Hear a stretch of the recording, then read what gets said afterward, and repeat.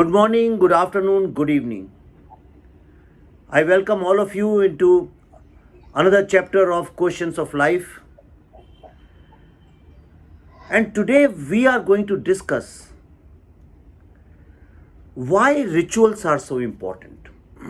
You must have noticed whenever Diwali comes in India or Christmas comes in US, people debate and outrage around rituals.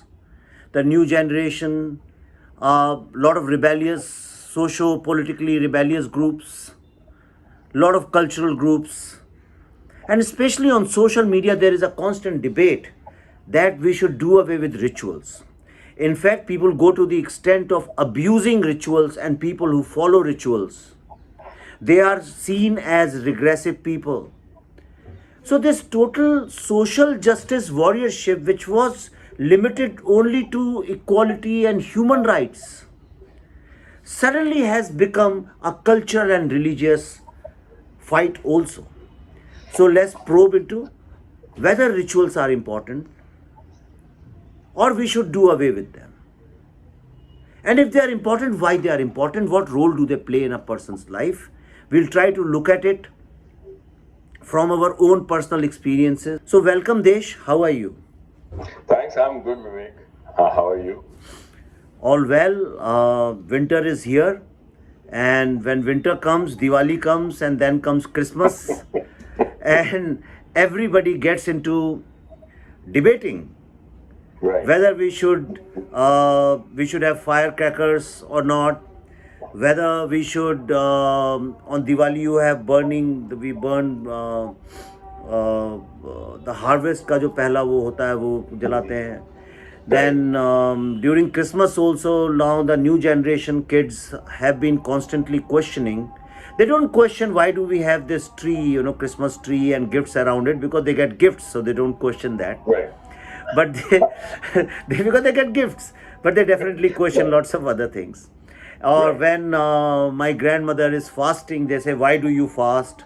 I love to do havan a couple of times in my house. My children ask me, why do we have these rituals? There's so much of smoke because of this. Right. So, in this context, what is the importance and relevance of rituals? Yeah, I was also thinking about the rituals, and I think you have said it right because many people keep questioning this and keep asking this whether it is important or not. Just fell down. And like, why should we? So many people question, why should we even follow any rituals? Like, why should we do anything like this? And I've been, thinking about this, and I was, looking at a time when I was in Boston. You have been in Boston, so you know that place very well. So there is a suburb called Framingham, uh, like in the north of Boston. So I used to have a project there, and I used to travel there every week. So I used to go there on Sunday night, and I used to come back on Thursday. So Sunday night, I used to reach there quite late. And once, actually, it was winters, like now, and it was all snowed in, the entire Boston. And when Boston is snowed in, hardly anybody comes out, right? And so it was late, and my flight got delayed at 2 o'clock. So I reached at 2 a.m. in the morning, and I rented a car, and I was going to drive from the airport, the Logan Airport, to Framingham, which is quite a long distance. And the only way to go through that is the tunnel that goes through it, called the Big Dig. So at that time, it was being constructed, and so it got closed at 2 a.m. And at that time, like I used to not take any GPS, with the car, and the phones didn't have GPS at that time. So, so I was stuck. So I was going, and the normal route used to be through the Big Dig Tunnel, and suddenly the Big Dig Tunnel was closed, and it was 2 a.m. in the morning, all snowed out, and I had to come out of that, and then I didn't know, how to even get there. So at 2 a.m. I found somebody, and who was driving, and I stopped him and I asked him. And then I used my own intuition about, where the direction would be in general, and, go in that direction. And somehow at 3:30, I reached my place. Now, to me, the way I look at it is GPS is a tool. Now, in that darkness, that wintry, cold darkness, I could have been lost the entire night. Using somebody's help and using my own intuition, I somehow reached, but quite late. I could have reached earlier by using GPS, which is a tool. Now, GPS has come about because so many scientists have worked on it. Quantum physics is used in this whole concept of GPS, and the atomic clocks which are there aligned to the satellites because of quantum physics. They somehow get your location right and things like that. Now, those scientists are not coming and helping me out in Boston. They have given me a tool which I use, and I could go there. I see rituals like that. Now, like maybe I could have been like an Osho or Nanak or say Krishnamurti or Swami Vivekanand, that I could have reached there on my own. But I'm not. But I'm not one of those. I could have been a scientist who knew the entire terrain and somehow reached there on my own. But I'm not that. So I needed a tool to get there. Those scientists who know the entire place, they have created a tool for me. They say, use this, just put in your coordinates and you'll reach there. The question is about reaching there, not about how you actually reach there. Now, if I was to reach there by knowing the whole thing internally and being like a Osho or Nanak or like Krishnamurti or Vivekananda, I could have done a much better job. But the point is, I'm not that. So for those people who are not that, how do they even reach their destination of moksha or getting out of this misery that we keep going through life after life after life? That is how they use the tools. The way so rituals are like that. That's how. I mean, now it's a ritual in my car, right? I get into my car, I just put in my coordinates every time I just go there. So it's a ritual now. And is it bad? Like maybe it is bad because I'm not building in my own intuition. Because for a long time I used to avoid using GPS because that would actually mess up with my own intuition of knowing where I have to go and knowing the place much better. But the thing is, it makes my life much easier. So either I could have gone on the path of never using a GPS and building my own understanding of the entire terrain, every terrain that I ever go to, or I can just use GPS and get there. Now, if you talk to the masters, the spiritual masters, they always say that most of people, 95 to 98% of people who actually get enlightened almost at the time of death. There are very few people who are Jivan Mukt, who actually are living and still enlightened. There are very few people like that. So most of us are, throughout our lives, whatever we are doing, whether it's the time of birth, death, your marriage, eating, sleeping, whatever we are doing, the yogis and the rishis we had, they were like scientists. They had figured out things. They had figured out yoga. They knew, what the constellation was, which was a twin star, Anudhati Vashisht, was a twin star.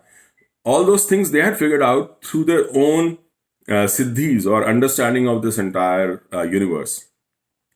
Now those scientists of the inner, realm, they were able to explain to us that these are the tools that you have.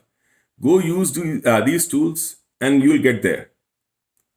Either you can, say, I don't want to use the tool. I am going to be Nanak myself, or I am going to be Vivekanand myself, or, like Osho myself. Either you can go on that path, and that's a great path. Like you can get there, but you are not there right now. So either you work. So these tools can, help you get there as well, and also get enlightened if, that is the path that you want to go to. And enlightened doesn't mean that, you will leave the world and all those things. Enlightened basically means you are living your life more blissfully, in a more capable manner. You understand the truth of this world. If I understand science, if I understand the working of this universe, and so that doesn't make me weak. that doesn't make me, like a crazy guy. Like scientists like Einstein, they always have this image of being crazy. Folks who are always lost and things like that. But they know more about this universe than we do. So is that the direction I want to go? Like, if that is the direction I want to go, that whatever I'm doing consciously with full awareness of things that are happening right in front of me, then I think tools help. Tools help us to move in that direction. We may not be there on the first day, right? But we will get there at times. Now, very simple thing like the death rituals. Now, I think there is, like, if anybody has done such a ritual or seen somebody die in their house, there's something called Kapal Kriya. Kapal Kriya is when the pyre is being lit. At that time, some space is left at the head area in that Uchchita Kendra, right? After 4 or 5 minutes of when the cremation starts, they ask someone to actually take a log of wood and break the skull. Now that's a very, very small thing that in terms of all the rituals that happen. But I think like it is very, very important because when my father died, I was just 15 years old. Just a few hours back, he was alive, and after a few hours, he was dead, and he was on the pyre, and he was being cremated. And this Pandit or Panda, whoever was there, he asked me to take a log and break his skull. Now, for me, it was a very, very profound moment because I was breaking the skull of like a body or a person I thought who was just alive, and he was my father. Now, within a matter of seconds, when I actually did that ritual, right? Very, very suddenly, it dawned on me very, very, very clearly that this person has gone. This is not the person. This is just a body. For me, that changed. Other people in that entire, like entire family were always crying and, like feeling sad. But for me, that moment changed my whole experience of that, situation itself. Because what it did was, it made me aware, very suddenly that now he's gone and this is not him. This is just a body. Now, think of it. The way they actually have that kriya is that the son will do it. If not the son, like if not the eldest son, the younger son, if sons are not there, somebody else. There's a whole lineage. Now, why is that there? Like I was thinking about it when, after I had, gone through that experience. The reason was because who is it who's going to inherit the whole business, the family, the upkeep and responsibility of that person? It's going to be that like lineage itself. Either it's going to be the eldest son, that's how it used to work, or it's going to be, if not the eldest, the other son. If not the son, then somebody else who's the head of the family, right? Now, whoever was the head of the family was the one who was doing it. I was thinking, if anyone, has to come out of that sorrow and that, feeling pathetic about, somebody dying, then that person is the one who has to come out first. Because he is going to take the responsibility of, the entire thing after this person's death. Right? So I suddenly like understood why, if someone has made this ritual, why has this person created this ritual in this manner? Because, to me as a person, to me as a son, it looked very ruthless. Very ruthless. I was going to break the skull of a person who was my father, just alive, just, 3-4 hours back, and now he was no more. I was, like I'd seen him. Now he is no more. But now in electric cremation, what happened?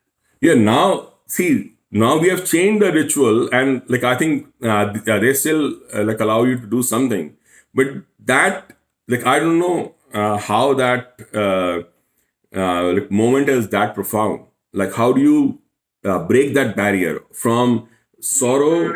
Yeah, but then you learn over generation, Right. So and there are many interpretations to over that. some time. But there are So many, those over- No, there are Right. many interpretations to that. A lot of scholars believe that this this ritual came because when the tantric tradition started, and they would used to take the skull and then they would use it, misuse it, and all. So that is also there. And what I'm saying is that there are many aspects to every ritual. There are many aspects to every ritual, and every ritual has been thought of in a very careful manner by somebody who was a scientist, at that time. And they were scientists of a different realm, not of like normal physical realm. Scientists or Yeah, like the inner realm. So I agree with you. I'm not an anti-ritual person, but Right. I'm also not a. I believe that rituals must change. They should keep changing with times. Holding on to a ritual just because it existed somewhere also doesn't make sense. And my whole understanding comes more from spirituality. There's a very famous saying which says that when I didn't care about life, rituals didn't matter. And when I started caring about life, rituals suddenly mattered a lot. When I understood life, again, rituals didn't matter. So, the two people who are very, very fundamentalist and very rigid about rituals are tribes. Ritual actually is a very tribal thing. So, tribes, and since most of the world is tribe, whatever we may say, we may try to justify our intellectual evolution, but if you look carefully, the world is very tribal. Be it India, be it America. America calls itself such a great liberal free country, but see what is happening there. It's all tribalism which is happening over there, and nobody is more ritualistic than America. For example, I mean, you go for a jog, you don't know anybody, you have to smile at the person. That's a social ritual you have to follow. You have to keep smiling. Everybody, most of the people get false teeth and to get their pictures correct. No, that is a social The ritual. whole book of Dale Carnegie is like that. Huh? The whole book of Dale Carnegie, How to Win Friends and Influence Yeah, People. so in America, because it's not a family oriented system, so therefore they have their own social rituals. So that's fine. But and so tribes follow rituals a lot because they care about their society, and they actually are trying to evolve to the next level of social and family system, and they are constantly trying to play around with values and discovering new values. So therefore rituals are very important to them. Then the second set of people is people who do 9 to 5 job, जो कि मूलाधार चक्र में ही अटके हुए हैं, and to them only sex and food and this is important. वो जो जिनको मतलब ही नहीं है लाइफ से, सोसाइटी से, ट्राइब से, people who are detached, not detached, but people who actually are not connected or unrooted, they don't care about rituals. And to them it won't matter. They're hippies, the vagabonds. But hippies also have their own rituals, Hippies, I've seen hippies. I was a part of a big hippie group when I was in college. So when hippies, they roll a joint and they smoke a weed or hash, then they have very strong rituals. How do you pass it? You can't pass a cigarette like this. You have to give it like this, and you have to say certain things before that. How you cannot go anti-clockwise, how you cannot jump the circle. They also have very rigid rituals about everything, But since they are not popular rituals, so they look rebellious rituals, Then the people who are extremely rigid about their rituals are the field of spirituality. In fact, the field of spirituality is more rigid about rituals than the religious groups. Religious groups still give you a little bit of leeway. They will give you, they are little flexible. I mean, if you go to temple and a child is running and playing and screaming, the priest and the pandits won't say anything. If the yagna is happening, you can keep changing your posture as many times as you want. Nobody is going to question that. So they have more flexibility. They have physical flexibility at least. But in the field of spirituality, there is no flexibility at all. It's very rigid. Right. Why is it so? So I figured out, see, I don't know about the world. Yes, everybody has different ritual. For example, in Tibetan Buddhism, when somebody dies, since you were talking about death, crying next to the dead body is very insulting, humiliating. It's not allowed. So there is a ritual not to cry next to the dead body. But in the Catholic faith, it is giving respect when you cry next to the dead body. You have to cry. In India itself, you'll find there are many ways of doing it, you know. So, and in India, you also find professional people who you can hire, who come and they cry. जिनको political circle में आजकल काफी as a taunting, sarcastic manner में भी use किया जाता है. But so I was wondering, I said, what is the scientific reason? Why do we need it? So I, not now, long time ago, for debating and purpose, I went to lots of scientific studies, I went to psychological studies, and I went to spiritual, religious, all kinds of material I picked up and I tried to study. Why rituals? Why do we need rituals? The problem is that this stagnation or monotony or the status quo of life is very hypnotic. It is extremely hypnotic. It's so hypnotic that you just become part, like 9 to 5 job is very hypnotic. People don't even know why do they work 9 to 5. Even people who employ you don't know why they employ you 9 to 5. This 9 to 5 ritual started more than 120, 130 years ago in America by some Bullock, you know, who realized that these are the most productive hours and to save daylight. But then everything has changed. Transportation has changed. Cities have become so crowded. In a place like Los Angeles, New York, it takes 2 to 3 hours to reach anywhere. And a person you find gets up at 4:35 in the morning. And he leaves his house at 6 and he reaches back at 8 and 9. He's working round the clock. So 8 hours for recreation, 8 hours for working and 8 hours for sleeping has got no meaning these days. 16 hours you are working, no time for recreation, or 4 hours for recreation and 5 hours for sleeping, and then, you know. So that's when you start following rituals blindly without changing them and adapting them and going to 2.0, 3.0 versions with time, then rituals can also have the same effect for which they are created. So rituals are created, basically rituals are the disruption in your status quo life. And which is why in Hindu, and not Hindu, in fact, you'll see almost all the social systems in the world, there are 3 things which are used. Without these 3 things, there is nothing which becomes a ritual. Right. Number 1 is sound, जिसको हमारे यहाँ बोलते हैं mantra. Right. Sound, and you'll find sound, chanting, bells, something or the other in almost every social structure, you know, every tribal structure, every religious structure. So sound. Second thing is yantra, which is the form. Right. You know, the form of that ritual. And the third is tantra, which is the method. So these 3 things, mantra, यंत्र and तंत्र, जब ये तीनों मिलते हैं तब जाके वो एक रिचुअल बनता है. और ये तीनों के मिलने में जो साइंस है, ये मैंने सब all across, I have studied Jews and I've studied Catholic way, I have Islamic way, Tibetan Buddhism, Zen Buddhism, Chan Buddhism, Indian Buddhism.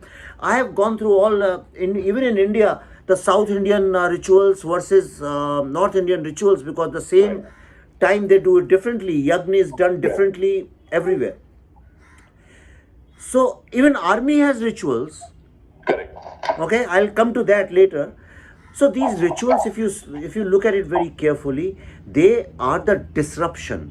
जो आज सिलिकॉन वैली में डिसरप्शन की बात हम लोग करते हैं, this is the real disruption, because when मंत्र, यंत्र एंड तंत्र, मंत्र, यंत्र, तंत्र, ये तीनों चीजों का कॉम्बिनेशन राइट प्रोपोर्शन में होता है, so you create kind of a vibrational energy, और you can create kind of a disruptive vibration field, you know, which breaks the status quo or the monotony or the stagnation of day-to-day life.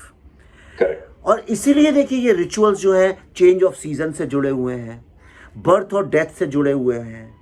Okay, if you want to transcend into spiritual life, उससे जुड़े हुए हैं. You want peace of mind, उससे जुड़े हुए हैं, you know. अच्छा, और आप पहले मैं आपको एक बड़ी इंपॉर्टेंट बात बताता हूँ. All the armies of the world also follow this without even realising it. Yantra, tantra, मंत्र, जो मैंने तंत्र आपको बताया, इसको फॉलो करते हैं. आप ये देखिए कि जब ये छोटे ब्रिजेस क्रॉस करते हैं, तो जो लेफ्ट एंड राइट जो रिदमिक है उसको तोड़ देते हैं. आर्मी में एक कॉन्सेप्ट है ये, कई for centuries it's been coming. Soldiers when they walk in a rhythm, जिसको नाद बोलते हैं हिंदी में, rhythm बोलते हैं इंग्लिश में, Right. march past, left right left right. So जब when they're crossing these small bridges, they break it suddenly. Right. Then they don't go left right. Why? Because if you go with that rhythm, with the vibration, the bridges break. Right. That's very true. The resonance. With the resonance, the bridges break. Right. Similarly, mountaineers also, if you see, when they are climbing the snow-clad mountains, okay, ऐसे आप चल रहे हैं तो आप गाना गा रहे हैं, कुछ कर रहे हैं, they stop all that. You know, they don't walk together in the same rhythm of footsteps, Right. because that vibration sometimes can create avalanche.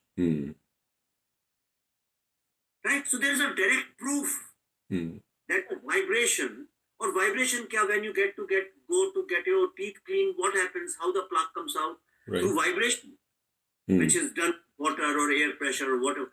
So the power of these three things is so much that it can really change. तभी हमारे ओम है जैसे ओम. In the morning, if you start with that ritual, with the vibration, your blood pressure, everything, the oil, the things which are stored in your windpipe or food pipe, everything gets cleared. तो आप देखिए सारी दुनिया में जो है rituals are used to break the monotony, the stagnation, because human mind is very lazy. It adapts to laziness, to stagnation, to status quo very easily. Right. We all get comfortable with dictators and tyrants. Right. We get really, because who is going to change? Who's going to fight? Bad habits, Correct. smoking, thinking, to break them you do. तो जब आपको cigarette छोड़नी होती है, what do? They go into anti-ritual process. You know, they go into anti-ritual process. और in fact, आप यकीन नहीं करेंगे, मैं अभी पढ़ रहा था कुछ दिन पहले, smoking is connected to breastfeeding. Very I interesting. don't know. It's really a sign. Maybe I read it in Scientific American. Right. So it says that the need to put something in your mouth comes from unfulfilled. At the time of breastfeeding, if you remain unfulfilled, which Right. almost 99.9% children remain, because it's not possible for a woman to satisfy that need 100%. Right. So therefore, so what I am trying to say is that rituals are extremely important, provided they are used for some kind of growth, evolution, and disrupting process. Right? But if they are used to suppress, to repress, or oppress, Right. then those rituals should be done away with. Right. That's what I believe. Yeah, I think it is like very amazing the way you explained it.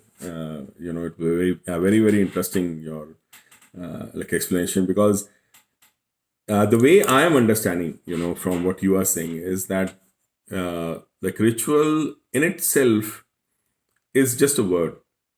There are many different ways that rituals are brought in.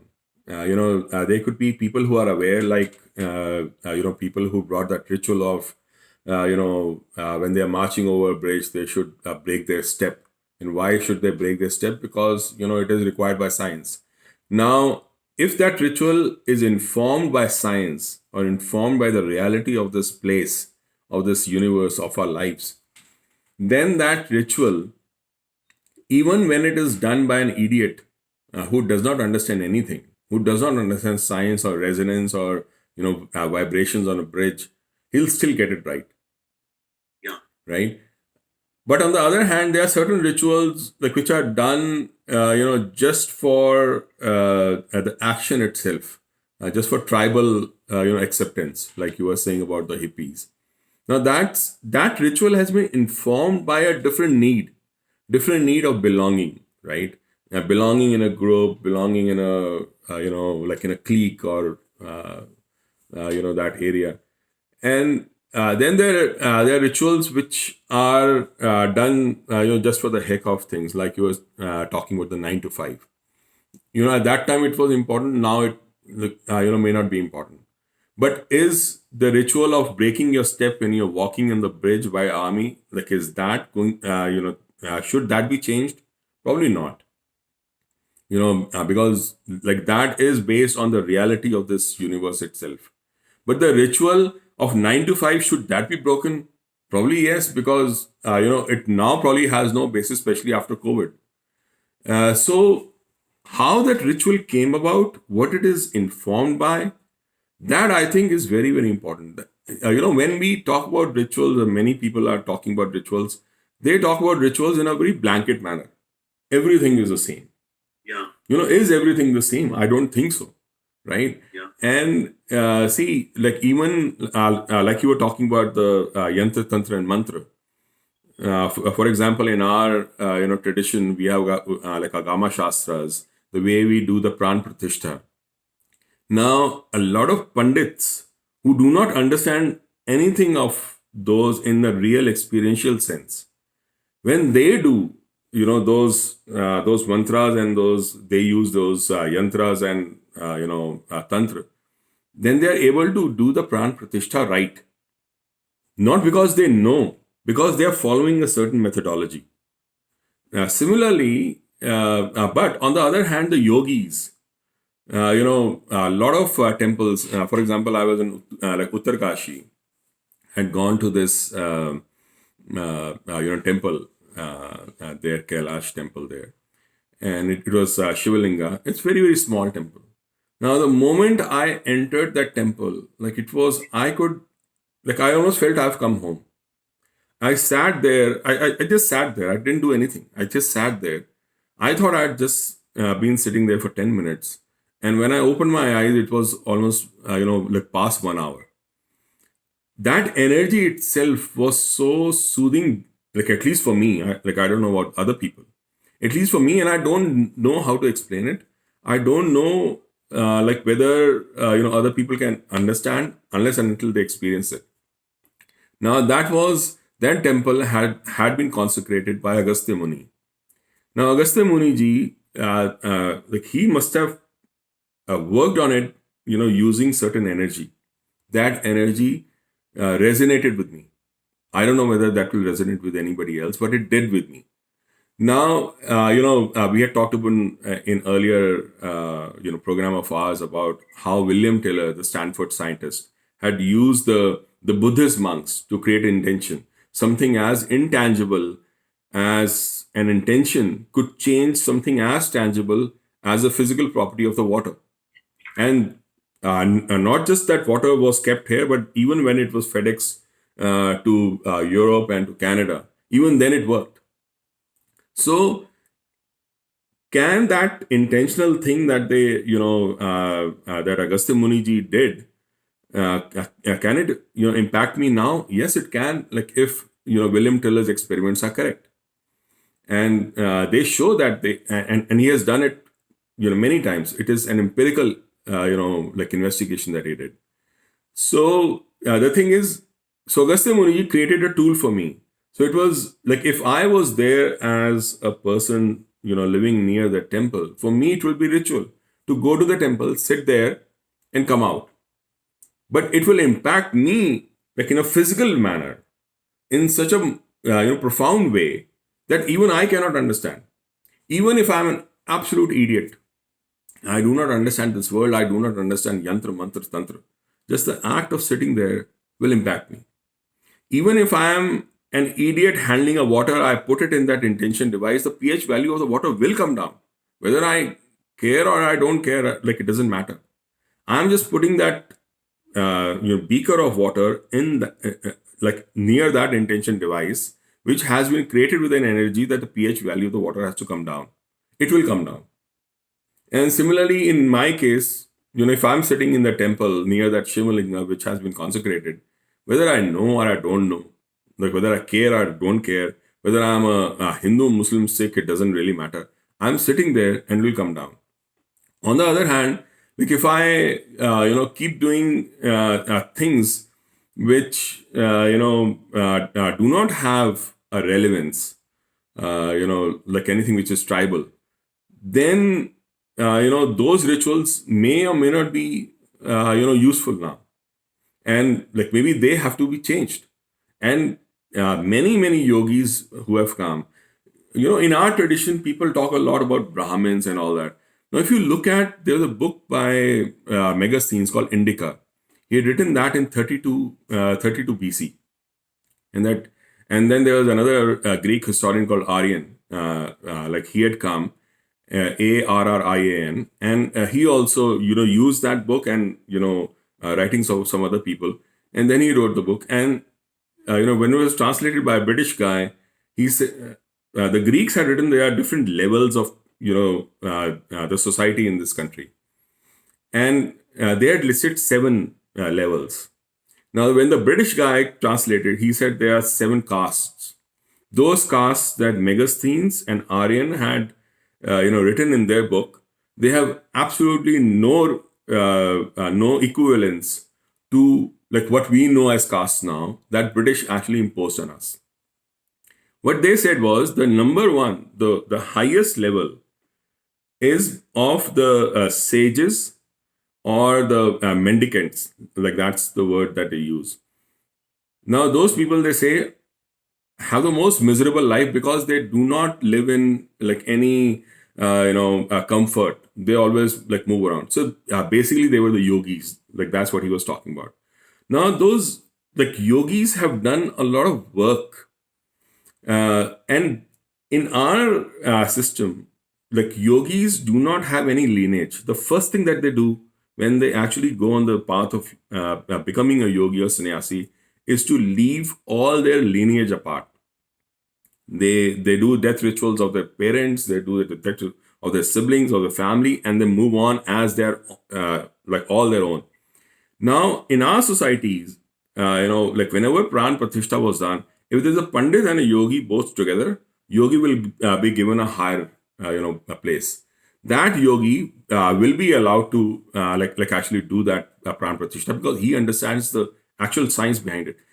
In our society, we say it has been created by like controlled by caste system. I don't think so, because like if we look at the hierarchy, we'll see that actually yogis are higher than everybody else, and they by definition do not have a lineage.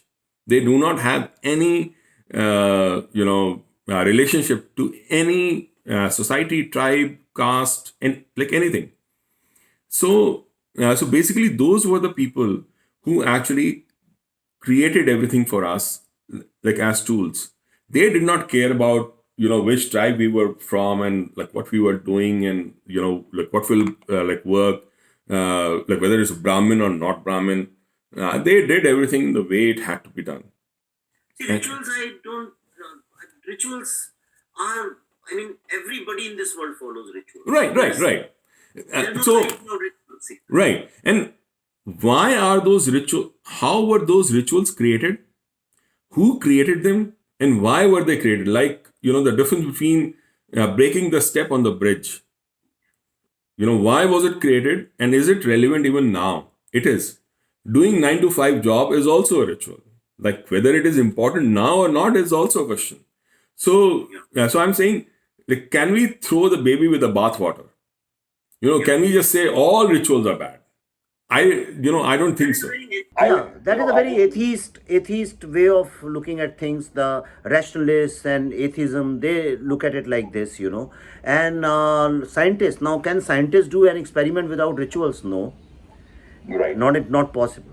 And already it's been 40 minutes. I didn't realize. But anyway, to just sum it up, I would see the whole debate around rituals was always academic.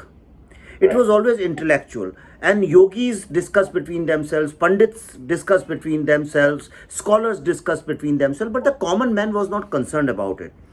But because of with the advent of social media, where everybody feels the need and the pressure to comment on everything, they have started talking. So what do you outrage on when you don't know the world very well? Then what do you do? And the education system has also become such that it says question everything, but it's not a great thing to question everything. Right. Because in the end, then you will be a confused lot, because you have questions about everything and you have no answers. Question only after you have found one answer, then move on to the next question. You cannot Right. just keep throwing chits of questions. It's like in New York, if you go, you'll find in Times Square at night or especially on the 42nd Street, you'll find people, I mean, hundreds of people moving around, free flyers, free flyers, free flyers, free flyers, you know, for peep shows Right. and stuff like that. And they keep throwing these flyers at everybody they see without even caring whether it's translating into a sale or not. You know, Right. so it's like just an envelope to whomsoever it may concern, and it reaches nowhere in a government office in India. So this is a stupid thing we are teaching the new generation, that question everything. And what is happening is that they are even questioning. See, science does not necessarily come to us as science all the times. In fact, 99% of the science is consumed without knowing that we are consuming science. Correct. Very true. Science is consumed in morning to evening. Everything is science if you look at it. Right. You know, like for example, celebration. Now, celebration, there are thousands of kinds of celebration, but the unanimous celebration all across the world, it cuts across races, financial strata, religion, region, everything. Even people who fight with each other, they also do one ritual, which is celebrating fire. And do you know the inventor of fire? Nobody knows. Right. The only inventor we don't know in the world, the most celebrated thing in the world is fire. Because in ice age, in cold weather, when somebody first invented fire, people around it started dancing. Right. And that till date, it continues. So all these social justice warriors are the new social media outraging population, which is questioning why do we do Holi mein aag kyun lagate hain, Diwali mein kyun lagate hain. The same people go and burn a bonfire in Himalayas, drink beer and dance around it. They are doing the same ritual but in a different way. Right. You know, some people are doing by throwing the harvest, some portion of their harvest in the fire, and these people are doing it by drinking beer around it. Right. You know, you do it in your house because the kind of spices and the things which you use and the herbs you use, it cleanses the atmosphere. Okay, if you live in US and you have, or in Western world, and if you have air conditioned houses, use sprays to kill insects, you know. Don't do that. It does not make that particular ritual irrelevant. But at the same time, what I say is, you don't have to keep questioning with a stick and say, change the ritual, change the ritual. You don't become a better person by changing rituals. Rituals Right. change on their own. Right. They do change on their own, like 9 to 5 has changed on its own. Okay? And stupid rituals will always continue as long as we have stupid people in this world. So if you Right. see that when you go out for dinner, most of the people today take the pictures of food and post it on Instagram then and there. And in the process, they don't enjoy the food. Now, Right. isn't this become a ritualistic thing? It's a stupid ritual. But you Right. follow it. So there are many Right. stupid rituals. Now suddenly the Western world, instead of shaking hands and hugging and kissing, they are doing namaste. Right. So rituals change according to the needs. Right. You know. So what I'm saying is rituals are self-evolving. Like Right. they are living organisms. Like society evolves, they also evolve. So I'm Right. not into this group of questioning rituals. You follow what you want to follow. Don't follow what you don't want to follow. But before questioning any ritual, understand why that society is doing it. So next time, if you think that crying over a dead body is giving respect, also understand why Tibetans don't do it. Right. If next time when you think that committing suicide is a very, very bad thing, just go back and figure out that in China, there was a ritual that if you wanted to pay respect to somebody, you would go and commit suicide in front of that person's house. Maybe metaphorically, I don't know. It's a very ancient thing. So आपने वो word सुना होगा harakiri. Hara actually means suicide. It means taking a set of values and rituals and habits and commit suicide, which means those things you put them to suicide and then invent the new ones. Right. You know, so everything has a meaning. So on this note, I think it's long time. You also have to go to the office, which is also a ritual you must follow. That's true. So, okay, so on this note, I think all of us understand that rituals are important, basically to break the status quo of life. Rituals are important to bind the society together, and rituals are also very, very important to keep the love flowing. Imagine your love life without any ritual. Just close your eyes and imagine. And sir, these are the rituals which have been going on for a very long time. And if you think that rituals are cliche, let me also tell you something. I love you is the oldest cliche in the world, but still we love to say I love you. So few things may not have a lot of explanation, but they are important. We'll meet you again next week with another important question of life. In the meantime, please help, support us. Please spread the word around this. And if you find something useful, talk to us, write to us, debate with us, post your comments. And if you can financially help us, you have all the website notations in the details. Please do that. We'll really appreciate that.